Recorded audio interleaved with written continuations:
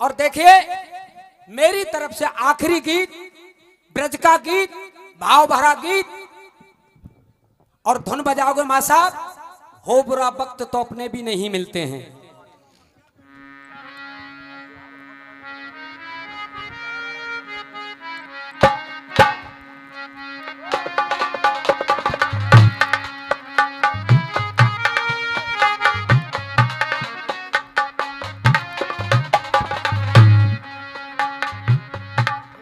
हाँ बेटा लगा।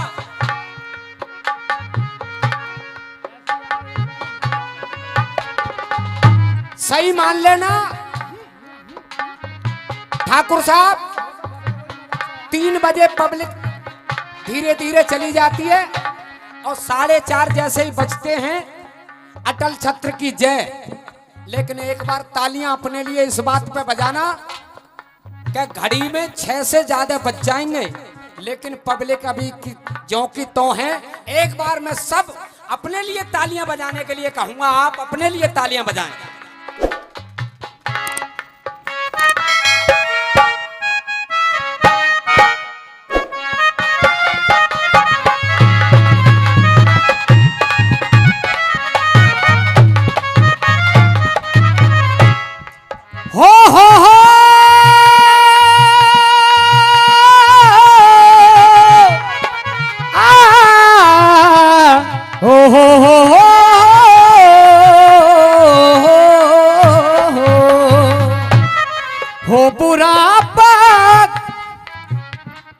हो बुरा बात तो अपने भी नहीं मिलते हैं, हो बुरा बात तो अपने भी नहीं मिलते हैं, हो बुरा बात तो अपने भी नहीं मिलते हैं। और ठाकुर साहब, अरे सूखे पेड़ों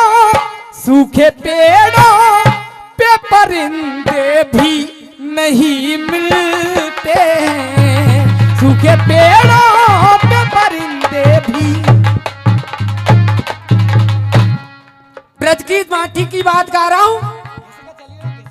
जब कौरव मारे गए और महाभारत को पांडवों ने जीत लिया, दादा दिगंबर जी जीत लिया, तो आज 5 पांडव और कुंती भगवान कन्हैया के साथ गंगा में तिलांजलि देने गए, क्योंकि परिवार के ही लोग थे। बोले जब तक मरने वाले को उसके परिवार का तिलांजलि नहीं देता है तब तक उसकी मुक्ति नहीं होती। दादा ज्यादा समय नहीं लूंगा, एक एक मेरी लाइन सुनेंगे तो आपको अच्छा लगेगा। आज पांडवों ने सबके नाम ले ले करके, दुर्योधन की, दुशासन की, कर्ण की, विकर्ण की, सबकी, जितने कौरव थे सबकी श्रद्धांजलि अर्पित की। तो कन्हैया की तरफ देख रही है कुंती कि प्रभु आप कह दो, नहीं तो एक श्रद्धांजलि रह जाएगी। कौन सी? उन्होंने कहा बुआ आप ही कहो, अगर आप नहीं कहोगी तो जीवन भर छाती पे पत्थर रखा रहेगा। जय जय। तो आज कुंती बोली बेटा एक श्रद्धांजलि, एक अंजलि भर करके जल और दो, और नाम लो के करण के नाम की अंजलि दी जाए। तो अर्जुन भड़क गया, उसने कहा हमारा तो दुश्मन था, हम उसके लिए अंजलि क्यों दान करें। तो आंख में आंसू भर के कुंती कहने लगी,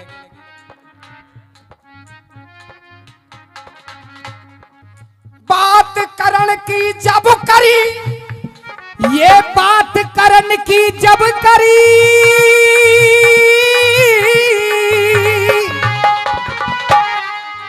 दुश्मन करण को जब कहा तो बोल कलेजा को खा गए, तो बोल कलेजा को खा गए, तो बोल कलेजा को खा गए।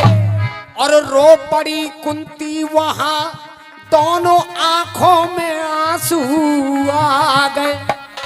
ये रो पड़ी कुंती वहां, दोनों आंखों में आंसू आ गए। ये मर मिटने को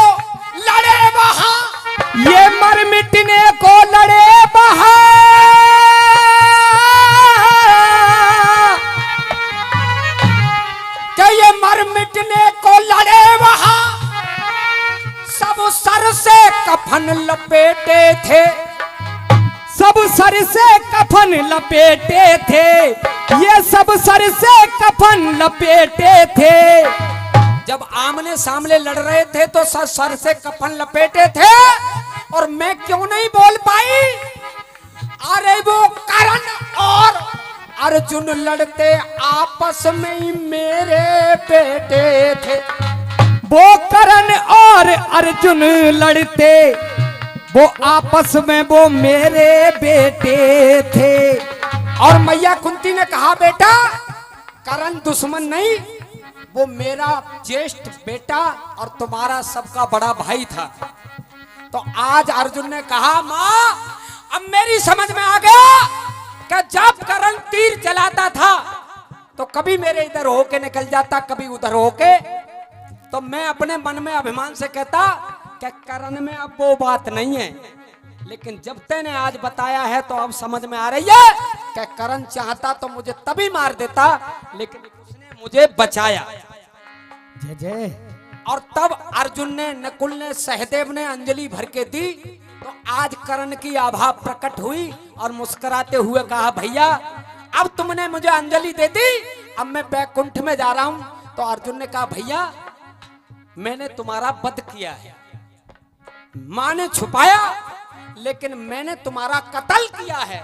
तो देखिए कर्ण आंखों में आंसू भर के अपने भाइयों से क्या कह रहा है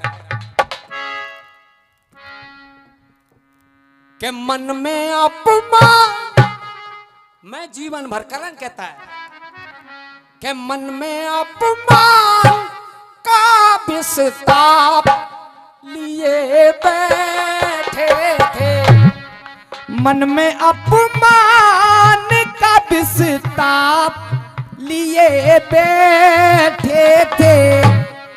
मन में अपमान का विस्ताप लिए बैठे थे।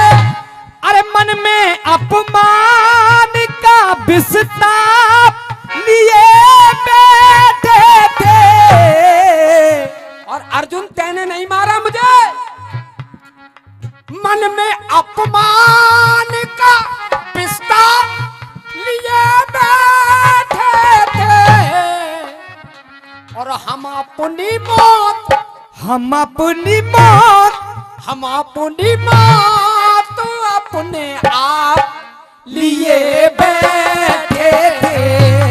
हम अपनी मौत अपने आप लिए बैठे थे। मौत कैसे लिए बैठे थे?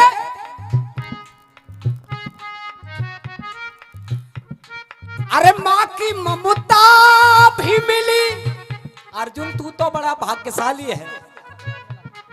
अरे मां की ममता भी मिली, भाइयों का प्यार मिला। एक माँ की ममता, भाई भाइयों का प्यार मिला, और आशीर्वाद गुरुओं का तुम सबको बार बार मिला। आशीर्वाद गुरुओं का तुम सबको बार बार मिला। और मोहन गुरु करण कहता है हम क्या लिए बैठे थे, तुम्हें तो सब आशीर्वाद मिले थे, लेकिन अरे आशीर्वाद गुरुओं का तुम सबको बार बार मिला। और हम परशुराम, हम परशुराम, हम तो गुरुदेव का वो साप लिए बैठे थे। हम परशुराम का वो साप, हम परशुराम का वो सांप लिए बैठे थे। गीत अच्छा लग रहा भैया मेरा?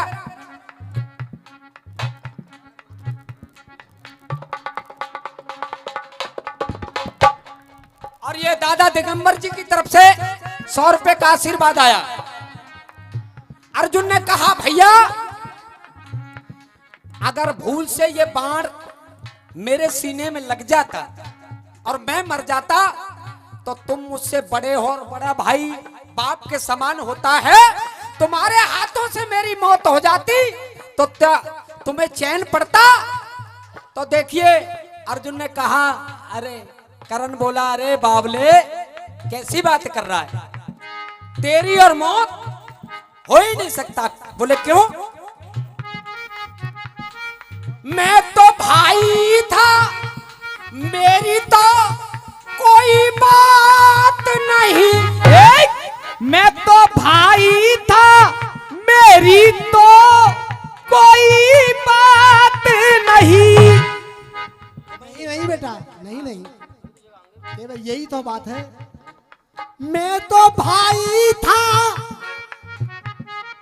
मैं तो भाई था, मेरी तो कोई बात न थी। और रथ को छू लेता,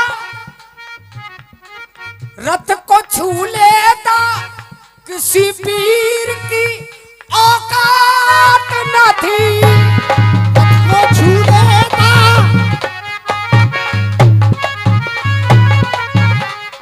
तो रथ को छू लेता, किसी की इतनी हिम्मत नहीं थी, तेरे रथ को छू लेता। तो नकुल ने कहा कि इनके रथ में ऐसा क्या था? क्या था? तो बोले बेटा अर्जुन के ही रथ में वो था जो किसी के रथ में नहीं था। रथ को छू लेता, किसी की भी औकात न थी। रथ को छू लेता, किसी पीर की औकात न थी। और मोहन गुरु, अरे तेरे रथ को, तेरे रथ को, तेरे रथ को तो सबके बाप लिए बैठे थे। तेरे रथ को तो सबके बाप लिए बैठे थे। तेरे रथ को,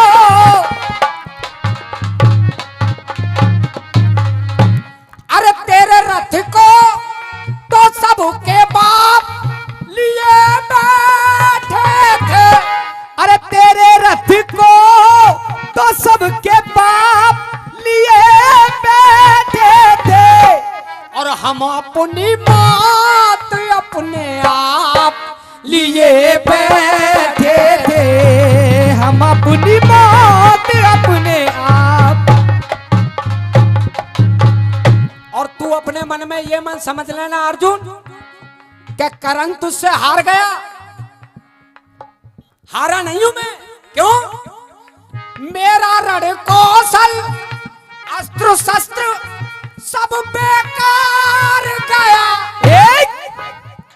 अरे मेरा रण कौशल, अस्त्र शस्त्र सब बेकार गया। और ठाकुर साहब करण कहता है, दिगंबर दादा हारा तुझसे नहीं, मैं हारा तुझसे नहीं, मैं हारा तुझसे नहीं। और ये करण प्रधान जी की तरफ से 100 रुपए आए। मेरा अस्त्र शस्त्र रण कौशल सब बेकार गया। और हारा तुझसे नहीं, रथ की ध्वजा से हार गया। हारा तुझसे नहीं, रथ की ध्वजा से हार गया। बोले ध्वजा में क्या था? बोले ध्वजा में वो था बेटा, देख के ध्वजा हनुमान, ध्वजा हनुमान, ध्वजा हनुमान।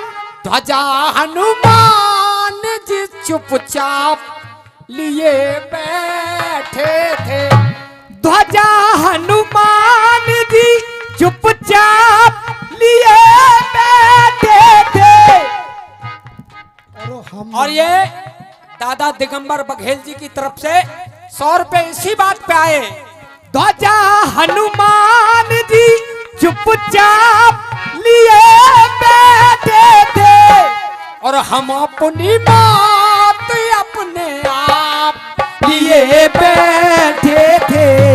हम अपनी मौत। और मेरी मौत कब निश्चित हो गई? कब? दादा करण कहता है मेरी मौत मुझे पता पड़ गई कि अब मुझे मरना पड़ेगा। पड़ेगा। जुआ और चक्र बिहू में मेरा भारी दोष रहा। करण कहता है, अरे जुआ और चक्र बिहू में मेरा भारी दोष रहो।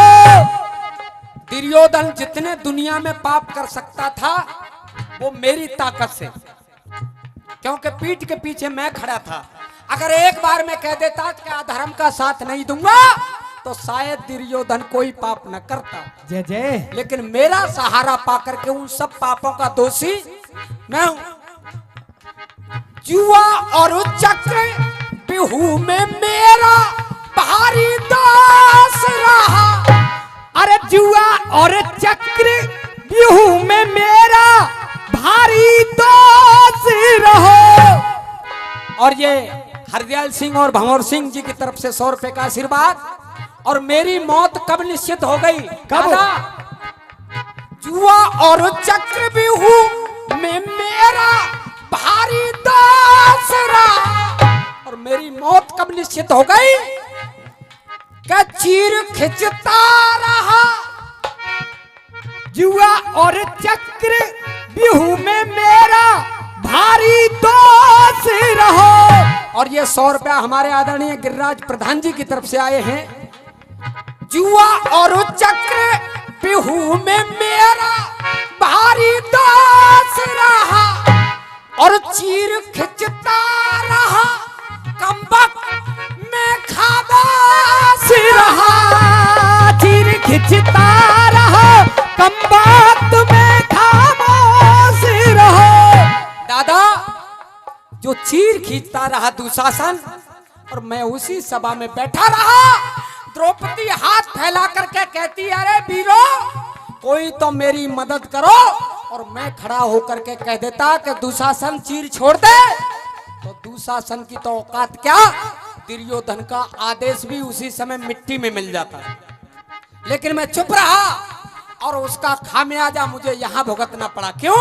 चीर खिंचता रहा कमबख्त में खामोश रहो।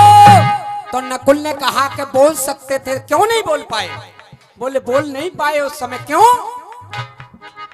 चीर खिंचता रहा कमबख्त में खामोश रहा। हम तो दुर्योधन बोल नहीं पाया। क्यों? अरे हम तो दुर्योधन के सब पाप लिए बैठे थे। हमको दुर्योधन के सब पाप। अरे हम तो दुर्योधन के सब पाप लिए बैठे थे। भैया तुम्हारी जो कमी है वो सब रिकॉर्डिंग है रही है। हाँ। और यहीं पर गीत का विराम। जीतू भाई, तुम बढ़िया ते बढ़िया लिख लो, हम लिख लें, लेकिन हम ते बढ़िया तुम ते बढ़िया इन्हीं गीतन गावे हो और छाती ठोक के कहो के हमने लिखो है। तो साहूकार गुरु कह रहे हैं, अरे हम तो दुर्योधन के सब पाप लिए बैठे थे। गाना साहूकार, गाना साहूकार। अरे गाना साहूकार का और छाप लिए बैठे थे। जाने अनजाने में जैसी भी आपकी सेवा कर पाए, हम दोनों ने ही आपका मनोरंजन करने की कोशिश की है। अच्छा बुरा जैसा लगा हो, यहां से उठने के बाद जैसे कपड़े झाड़ते हैं वैसे ही कोई बुरी बात अगर हमारी तरफ से गई हो तो कपड़ों के साथ झाड़ देना, और अच्छी बात गई हो तो भीतर बारी जेब में रखियो। और दादा, समय की सुई ने किया है सारा, जिंदे रहे तो मिलेंगे दोबारा।